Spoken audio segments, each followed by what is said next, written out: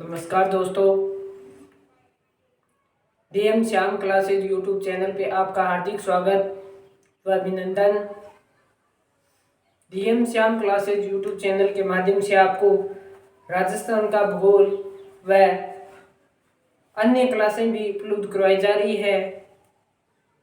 राजस्थान के भूगोल के अंदर हमने भौतिक प्रदेश के बारे में चर्चा करी, उसके बाद में हमने जिलों के बारे में चर्चा की और उसके बाद में हम आज टॉपिक लेकर रहे हैं नदियों के बारे में।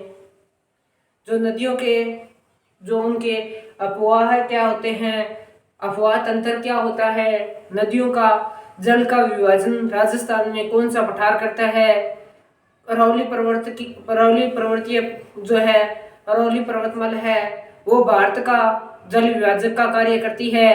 तो इसके बारे में हम थोड़ी बहुत चर्चा करेंगे आज।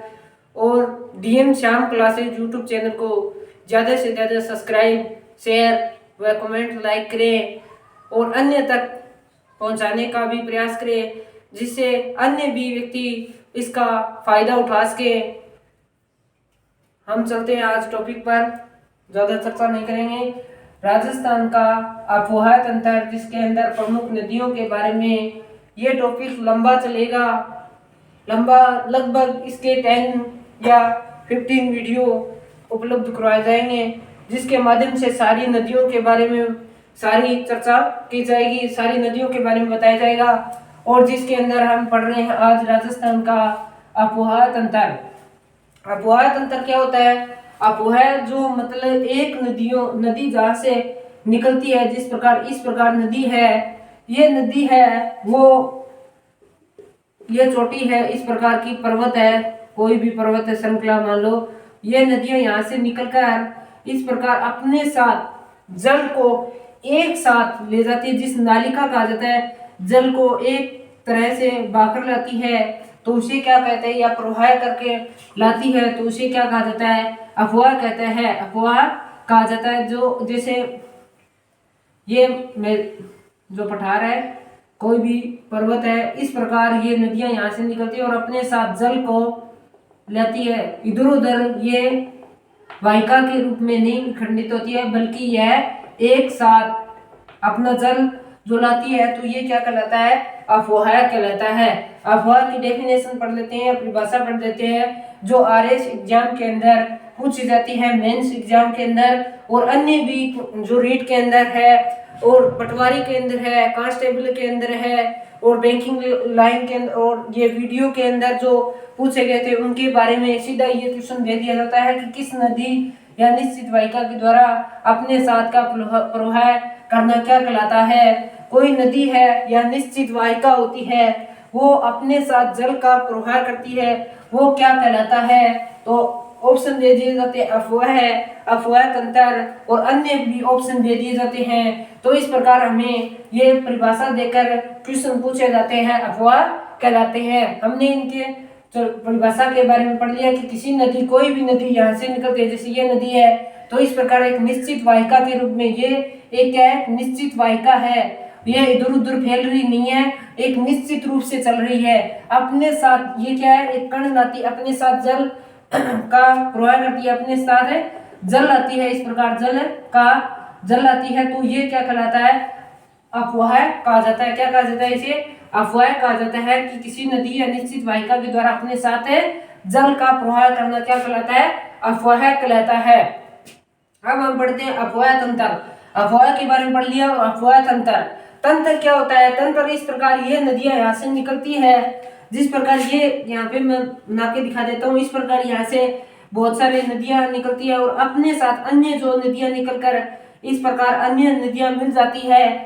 तो नदियों मिलने के बाद ये पूरा ये तंत्र बनता है, अपना पूरा तंत्र बनता है, अन्य नदियां इसके अंदर आकर मिलती हैं, तो ये पूरा जहाँ से जल अपने साथ लाती है, जहाँ से जिस क्षेत्र से अपने साथ जो जल लाती है वो क्या कहलाता है? तंत्र कहलाता है। अफवाह तंत्र कहा जाता है, अफवाह तंत्र कहा जाता है। जो अपने साथ किसी नदी या उसकी सहायक नदियों के द्वारा किसी क्षेत्र से जल बहाकर ले जाता है, उसे क्या कहा जाता है? अफवाह तंत्र कहते हैं।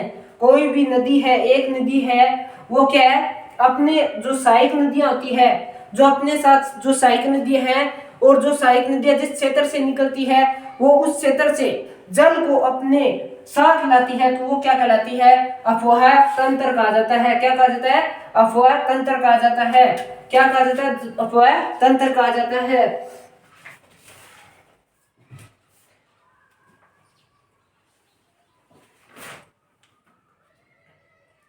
जैसे लूनी नदी है, लूनी नदी है, लूनी नदी इस प्रकार अपने साथ लिलड़ी है, मिठड़ी है, ज्वाई है, ये इस प्रकार नदियां अपने साथ जो सहायक नदियां होती है, लूनी की, लिलड़ी, मिठड़ी, ज्वाई और अन्य नदियां हैं, साबरमती है, जो अन्य नदियां हैं, सुकड़ी है, ज्वाई है, सागी है, बांडी है, ये साथ अपने जो लूनी की जो सहायक नदियां होती है वो अपने साथ है, जो ये अपने साथ जो जल लाती है और इधर से और लाती है, तो ये अपने साथ जल लाकर एक है वाहिका के रूप में प्रवाहित करती है, तो वो क्या कहलाता है, अफवाह तंत्र कहलाता है। हम पढ़ते हैं जल संभर, जल विभाजक करने वाला कौन सा पर्वत है और कौन सी पर्वत है माला है और कौन सा पठार है। जल संभर या जल विभाजक किसे कहा जाता है, ऐसे परिभाषा पूछी जाती है कि जल संभर और जल विभाजक का किसे कहा जाता है, वह सीमा जो किसी एक अपवाह तंत्र को, एक अपवाह तंत्र से दूसरे अपवाह तंत्र को अलग करती है। कैसे, एक अपवाह तंत्र को दूसरे अपवाह तंत्र से क्या करती है, अलग करती है। एक अपवाह तंत्र से दूसरे अपवाह तंत्र को क्या करती है, एक अलग करती है। जिस प्रकार ये देखो बुराट का जो कुंभलगढ़ के अंदर एक बुराट का पठार है, बुराट का पठार है जो कुंभलगढ़ राजसमंद से लेकर गोगुंदा उदयपुर के मध्य स्थित है। कुंभलगढ़ राजसमंद से लेकर गोगुंदा उदयपुर के मध्य स्थित है। यह राजस्थान के अंदर क्या करता है, जल विभाजन का कार्य करता है। राजस्थान के अंदर जल विभाजन का कार्य करता है। जल विभाजन का कार्य कैसे करता है, क्योंकि इससे पश्चिम से निकलने वाली जो नदियां हैं, इस प्रकार जो नदियां निकलती है पश्चिम से, ये पश्चिम से निकलने वाली नदियां जो है वो बंगाल जो अरब सागर में जाकर गिरती है, अरब सागर में जाकर गिरती है। पश्चिम से निकलने वाली नदियां हैं वो अरब सागर में जाकर गिरती है, और पूर्व से निकलने वाली नदियां हैं वो क्या करती है, बंगाल की खाड़ी में जाकर गिरती है, बंगाल की खाड़ी में जाकर गिरती है। तो ये एक बुराट का पठार है जो कुंभलगढ़ से लेकर गोगुंदा उदयपुर के मध्य स्थित है, और यह एक जल विभाजक या जल संभर का कार्य करता है कि एक अपवाह तंत्र को दूसरे अपवाह तंत्र से क्या करता है, अलग करता है। क्योंकि इससे निकलने वाली नदियां हैं वो बंगाल की खाड़ी में जाती है, और पूर्व से निकलने वाली नदियां हैं वो अरब सागर में जाकर कार्य करती है। तो क्वेश्चन इस प्रकार के जो इसके अंदर क्वेश्चन ऐसे पूछा जाएगा कि राजस्थान में अरब सागर तथा बंगाल की खाड़ी के जल प्रवाह के मध्य जल विभाजक का कार्य करने वाला पर्वत स्कंद कौन सा है। तो आपसे क्वेश्चन ऐसे पूछा जाएगा कि राजस्थान में, एक तो क्वेश्चन ऐसे पूछा जाएगा कि जल संभर जल विभाजक का कार्य, जो इसकी परिभाषा पूछ ली जाती है कि वह सीमा जो किसी एक अपवाह तंत्र को दूसरे अपवाह तंत्र से अलग करती है, वह सीमा जो एक अपवाह तंत्र को दूसरे अपवाह तंत्र से क्या करती है, अलग करती है, उसे क्या कहा जाता है। क्वेश्चन ऐसे परिभाषा देकर आपसे पूछा जाएगा कि जल संभर कहा जाता है या जल विभाजक कहा जाता है। इस प्रकार क्वेश्चन आता है। दूसरा क्वेश्चन ऐसे भी पूछ सकता है कि फैक्ट के रूप में हमें पूछ सकता है कि बुराट का पठार है वो किसके मध्य स्थित है, तो कुंभलगढ़ राजसमंद से लेकर गोगुंदा के उदयपुर के मध्य स्थित है। और ये कुंभलगढ़ बुराट का पठार है वो किस प्रकार का कार्य करता है, तो यह एक जो पश्चिम से निकलने वाली नदियां हैं वो अरब सागर में जाकर गिराता है, और पूर्व से निकलने वाली नदियां हैं वो बंगाल की खाड़ी में जाकर गिरती है। ये एक जल विभाजक का कार्य भी करता है। क्वेश्चन ऐसे पूछा जाता है कि राजस्थान में अरब सागर तथा बंगाल की खाड़ी का जल प्रवाह एक साथ जल प्रवाह के मध्य जल विभाजक का कार्य करने वाला पर्वत स्कंद कौन सा है। क्वेश्चन आ सकता है पर्वत स्कंद पूछ ले तो आपको बताना है बुराट का पठार है। ठीक है, स्क्रीनशॉट ले लीजिए आप।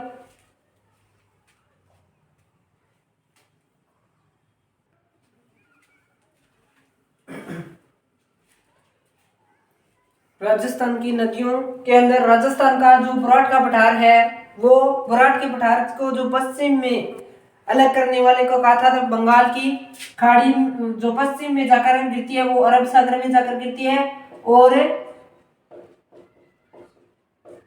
जो पूर्व में गिरती है वो क्या है, बंगाल में, बंगाल की खाड़ी में जाकर गिरती है। ठीक है, तो आपको बताना है कि क्वेश्चन ऐसे आएगा कि राजस्थान का जल विभाजक का कार्य कौन करता है, तो बुराट का पठार। और बुराट के पठार में पूर्व से गिरने वाली कौन कौन सी नदियां हैं, तो पश्चिम जो पूर्व में निकलने वाली जो बंगाल की खाड़ी में जाकर गिरती है वो कौन कौन सी नदियां हैं, तो पश्चिम बनास नदी है। कौन सी नदी है, पश्चिम बनास नदी है। और दूसरी है साबरमती नदी। कौन सी नदी, साबरमती नदी है। और तीसरी है लुधी नदी है। क्वेश्चन इन तीन नदियों को देकर एक इधर से नदी उठाकर दे देते हैं और बुराट के पठार से बंगाल की खाड़ी में गिरने वाली नदियां, बुराट का पठार है वो अलग करता है नदियों को, और बंगाल की खाड़ी में जाकर गिरने वाली नदियां कौन कौन सी है। तो आपको ये क्वेश्चन पूछा जा सकता है।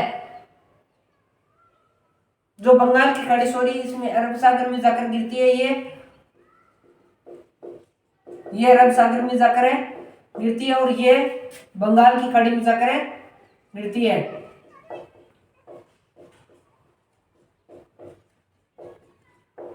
ठीक है, तो बुराट के पठार से पूर्व जो पश्चिम से निकलने वाली नदियां कौन कौन सी है, तो पश्चिम बनास नदी है। और पूर्व से निकलने वाली नदियां कौन कौन सी है, तो बनास बेड़च मिनाल है। बनास बेड़च मिनाल है जो ये चंबल की सहायक नदियां हैं, और ये बनास बेड़च मिनाल जो है वो बंगाल की खाड़ी में जाकर गिरती है। और पश्चिम बनास साबरमती नदी, जो साबरमती नदी ये राजस्थान से निकलती है और गुजरात की ये प्रमुख नदी मानी जाती है।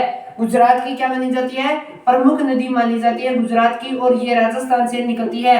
लूनी नदी, लूनी नदी की विशेषता है कि ये पश्चिम राजस्थान की सबसे बड़ी नदी है। पश्चिम राजस्थान की क्या मानी जाती है, सबसे बड़ी नदी है, जो अजमेर के नाग पहाड़ से निकलती है। अजमेर, नागौर, जोधपुर, बाड़मेर, जालोर, सिरोही होते हुए ये जो है अरब सागर में खंबात की खाड़ी में जाकर गिरती है, और इस प्रकार ये नदियां हैं। ठीक है, तो हमने पढ़ लिया। और अब भारत के राजस्थान के अंदर तो हमने जल विभाजक का कार्य करने वाला बुराट का पठार है। उसी प्रकार भारत में जल विभाजक का कार्य करने वाला कौन सी पर्वतमाला है, तो हमने जो राजस्थान का भौतिक प्रदेश के अंदर अरावली पर्वतमाला जो पढ़ा था, उसके अंदर हमने भी अरावली पर्वतीय प्रदेश के भौतिक प्रदेश पढ़ा था। उसके अंदर हमने चर्चा की थी कि अरावली पर्वत है भारत की एक महान जल विभाजक रेखा की दृष्टि से नदियों का बंटवारा करती है। ठीक है, नदियों को जल विभाजक का कार्य कौन सी पर्वतमाला करती है, तो अरावली पर्वतमाला करती है। अरावली पर्वतमाला है वो सबसे प्राचीन पर्वतमाला मानी जाती है।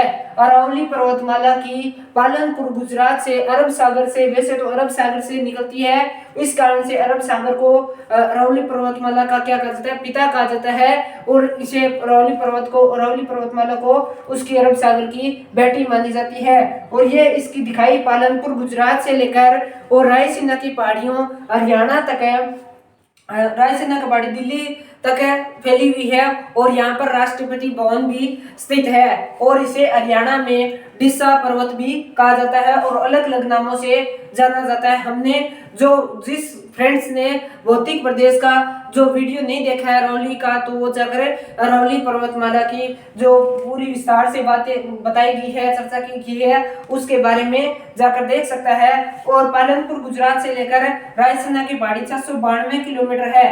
कितनी है, 692 किलोमीटर। इसमें से राजस्थान में 550 किलोमीटर है। जो 550 किलोमीटर है वो राजस्थान की इसका विस्तार सबसे ज्यादा अरावली पर्वतमाला का विस्तार है वो राजस्थान में सर्वाधिक है। राजस्थान में क्या है, सर्वाधिक है। और इस अरावली पर्वतमाला से ये नदियों का जल विभाजक का कार्य करती है। तो ये पूर्व से निकलने, पश्चिम से निकलने वाली जो अरब सागर में गिरने वाली नदियां, जो सिंधु जल तंत्र कहा जाता है, सिंधु नदियों का जल तंत्र है कहा जाता है, जिसके अंदर सिंधु, झेलम, चिनाब, रावी, व्यास, सतलज आते हैं। सिंधु, झेलम, चिनाब, रावी, व्यास, सतलज आता है। सिंधु, झेलम, चिनाब, रावी, व्यास, सतलज। सिंधु, झेलम, चिनाब, रावी, व्यास, सतलज, ये नदियां हैं वो अरावली इन नदियों को अरब सागर में जल विभाजक का कार्य एक प्रकार से करती है। ठीक है, तो सिंधु की जो झेलम, चिनाब, रावी, व्यास, सतलज है, आप याद कर सकते हो इस प्रकार। और पूर्व से निकलने वाली जो गंगा नदी है उसका जल तंत्र माना जाता है, अपवा तंत्र माना जाता है, गंगा नदी का तंत्र माना जाता है, जिसके अंदर गंगा नदी के अंदर यमुनोत्री से निकलती है और गंगोत्री से निकलती है। गंगोत्री ग्लेशियर से यमुना है वो इटावा के अंदर चंबल नदी मिलती है। इटावा के अंदर भी एक जो राजस्थान की सबसे बड़ी नदी मानी जाती है और राजस्थान की जो सदाबहार नदी भी चंबल नदी को माना जाता है। इस कारण से ये यमुना के अंदर इटावा में जाकर यमुना में मिल जाती है और इसकी सहायक नदी घाघरा भी मानी जाती है। गंगा की सहायक नदी यमुना, घाघरा, गंडक और कोसी, महानदी, सोन और टोंस मानी जाती है। कौन सी? सोन और टोंस। यमुना, घाघरा, गंडक, कोसी और महानंदा और सोन और टोंस से भी ये गंगा की सहायक नदी मानी जाती है। हमने जो अरावली पर्वतमाला के महान जल विभाजक रेखा की दृष्टि से नदियों के बारे में पढ़ लिया है कि नदियों जो पश्चिम में जाकर गिरने वाली सिंधु नदी तंत्र है, जिसके अंदर सिंधु, झेलम, चिनाब, रावी, व्यास, सतलज है, और इधर से पूर्व में गिरने वाली जो बंगाल की खाड़ी में जाकर गिरती है वो गंगा नदी का तंत्र माना जाता है। और ये गंगा और ब्रह्मपुत्र एक विश्व का सबसे बड़ा डेल्टा बनाती है, जिसे सुंदरबन डेल्टा के नाम से जाना जाता है। और वहां पर सुंदरबन डेल्टा में मैंग्रोव वनस्पति पाई जाती है और जिसके अंदर गंगा नदी के अंदर यमुना सबसे प्रमुख नदी मानी जाती है। और यमुना जो है, यमुना के बाद में घाघरा, गंडक और कोसी, महानंदा, टोंस, सोन नदियां ये प्रमुख मानी जाती है। अब हम पढ़ते हैं जल ग्रहण की क्षेत्र की दृष्टि से राजस्थान के अंदर कौन कौन सी नदियां हैं। जल ग्रहण की क्षेत्र की दृष्टि से कैसे कि किसी भी नदी के द्वारा विशिष्ट क्षेत्र से, कोई भी विशिष्ट क्षेत्र है, कोई भी पर्वत से निकलती है, कोई पठार से निकलती है और अपने क्षेत्र से जो अपने साथ जल बहाकर लाती है, अपने साथ क्या लाती है? जल बहाकर लाती है और जल की प्राप्ति करती है। जल की प्राप्ति करना क्या कहलाता है? जल ग्रहण क्षेत्र कहलाता है। कोई भी नदी मान लो, यमुना मान लो, चाहे गंगा, ब्रह्मपुत्र, लुनी, साबरमती, बनास, चंबल, जो भी आपको नदियां हैं वो जहाँ से निकलती है और उसका विशिष्ट क्षेत्र से और यह प्राप्ति स्थान जल जो प्राप्त करती है और जल को क्या करती है? बहाकर लाती है उसे और जल को इकट्ठा करती है या जल ग्रहण करती है, जल ग्रहण के क्षेत्र कहलाता है। ठीक है, राजस्थान के अंदर जल ग्रहण की दृष्टि से प्रमुख नदियां कौन कौन सी है? राजस्थान के अंदर क्वेश्चन आ सकता है कि राजस्थान के अंदर जल ग्रहण की दृष्टि से नदियों का सही क्रम लगाओ। तो सही क्रम में सीधा यदि क्वेश्चन आ जाए, यदि अवरोही और आरोही में न पूछे तो अवरोही और आरोही ने पूछे तो आपको ऐसे लिखना है बनास नदी ये पूर्णतः राजस्थान में बहने वाली नदी है, क्योंकि अलग राज्य के अंदर ये राजस्थान के अंदर ओनली ये राजस्थान से निकलती है और राजस्थान में पूरे राजस्थान में बहती है और ये बाद में जाकर चंबल नदी में मिल जाती है। ठीक है, पूर्णतः राजस्थान में बहने वाली और सबसे लंबी नदी मानी जाती है और जल ग्रहण की दृष्टि से ये सबसे बड़ी नदी भी मानी जाती है और इसकी लंबाई कई जगह तो 480 कुछ पुस्तकों में दी गई है और कुछ पुस्तकों में इसे 512 किलोमीटर भी दर्शाया गया है। और चंबल नदी उसके बाद लूनी नदी, इसके जल ग्रहण के क्षेत्र की दृष्टि से लूनी नदी की एक विशेषता है कि जब बरसात होती है तब इसका बहाव क्षेत्र बढ़ जाता है और बालोतरा बाड़मेर में इसके बाढ़ आने की आशंका रहती है और बालोतरा बाड़मेर के बाद में ये लूनी नदी खारी हो जाती है और इस कारण से इस लूनी नदी को मीठी और खारी नदी के नाम से जाना जाता है। चंबल नदी राजस्थान की सबसे लंबी नदी मानी जाती है और जो 966 किलोमीटर है। कितने किलोमीटर है कि 966 किलोमीटर है। और माही नदी इसकी प्रमुख, उसके बाद में माही नदी भी पूछी जाती है। यदि बनास, लूनी और चंबल, माही नदी, इनको आरोही और अवरोही क्रम में भी हमें पूछ सकता है। और यदि सीधा ही पूछे तो बनास, लूनी, चंबल, माही, बल्लू, बल्लू चमा, बल्लू चमा याद रख सकते हैं। ट्रिक भी आप याद रख सकते हैं, बल्लू चमा, बल्लू चमा, बल्लू चमा क्या हो जाएगा आपको ट्रिक याद करने की, ब्लू चमा। ब्लू चमा से आप क्या करो, जल ग्रहण क्षेत्र ब्लू चमा ऐसे याद कर सकते हैं कि ब्लू चमा से ब्लू, ब्लू से ब्लू क्या हो जाएगा, ब से क्या हो जाएगा बनास, उल्लू से लूनी, और चा से चंबल और माँ से माही नदी, ब्लू चमा। आप ट्रिक के माध्यम से भी ये याद कर सकते हो, लेकिन सीधा याद करते हो तो आप ही आपके लिए बहुत बेस्ट होगा, क्योंकि बहुत सारे ट्रिक है जो याद नहीं रहती है। और आज के लिए वैसे तो DM Shyam classes YouTube channel पे अन्य क्लासेज भी जो राजस्थान की भूगोल है उनकी क्लासेज भी आती रहेगी, जो अन्य नदियों के बारे में हम चर्चा करें और आगे भी नदियों के बारे में अगले नेक्स्ट वीडियो के अंदर भी चर्चा करेंगे, और जो बाकी बचा हुआ पार्ट है। और आज के लिए तो इतना ही, लेकिन DM Shyam classes YouTube channel को ज़्यादा से ज़्यादा सब्सक्राइब, शेयर व लाइक व कमेंट करें, जिससे डीएम श्याम क्लासेज जो है शेयर करोगे ज़्यादा से ज़्यादा व्हाट्सएप पर, इंस्टाग्राम पर, फेसबुक पर और टेलीग्राम पर अपना जो DM Shyam classes YouTube channel का जो टेलीग्राम है वो भी आप ज्वाइन कर सकते हैं। और इसको ज़्यादा से ज़्यादा फैलाने का प्रयास करें, जिससे अपना और अपना जो साथियों का भी क्या उनको है सहायता मिल सके और उनको वीडियो भी उपलब्ध हो सके। आज के लिए इतना ही, थैंक्स।